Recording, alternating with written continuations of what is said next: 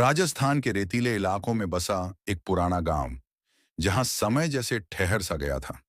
इसी गांव में एक गरीब मुस्लिम परिवार रहता था। परिवार में सिर्फ दो लोग थे, अमीना और उसकी बूढ़ी माँ सकीना भी। अमीना गांव की सबसे बेहतरीन दर्जन थी। उसके हाथों से सिले कपड़े मानो जादू के धागों से बुने होते। मगर गरीबी उनकी किस्मत से कभी जुदा न हुई। गांव की सबसे बड़ी हवेली थी बेगम शाहिबा की कीमती कोठी।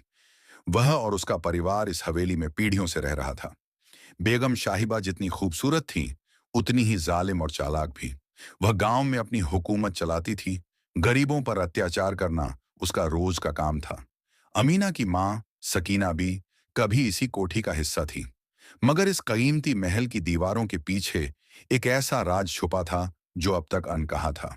सालों पहले बेगम शाहिबा के पति ने एक जुल्म किया था। सकीना भी उस जुल्म की गवाह थी और इसीलिए उसे इस कोठी से निकाल दिया गया था। तब से वह अपनी बेटी के साथ गरीबों की बस्ती में रह रही थी।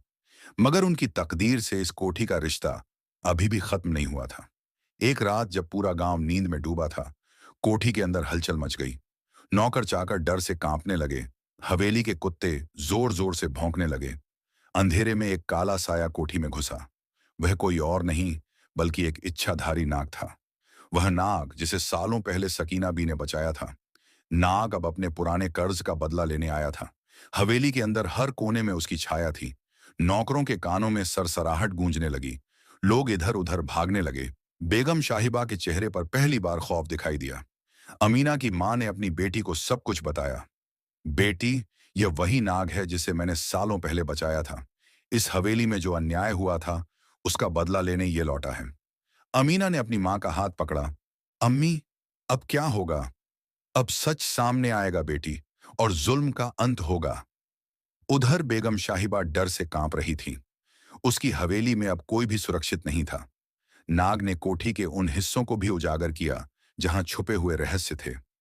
बेगम शाहिबा के पति ने सकीना बी पर जो जुल्म किए थे, उसकी गवाही हवेली की पुरानी दीवारें दे रही थीं। अचानक कोठी की सबसे ऊपरी मंजिल से एक चीख गूंजी। बेगम शाहिबा का बेटा, जिसे उन्होंने सबसे सुरक्षित जगह पर रखा था, अब नाग के सामने था। नाग ने अपनी फुफकार से सबको जकड़ लिया। क्यों आए हो यहां?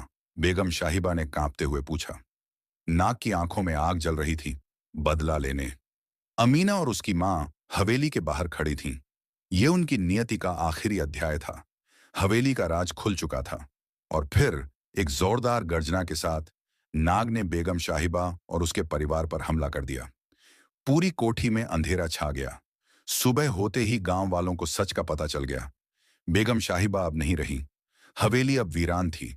मगर अमीना और उसकी मां के लिए यह एक नई शुरुआत थी।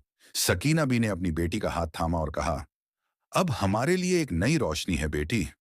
गांव में अब बेगम शाहिबा का खौफ नहीं था। और कोठी, वह अब बस एक बीती हुई कहानी थी।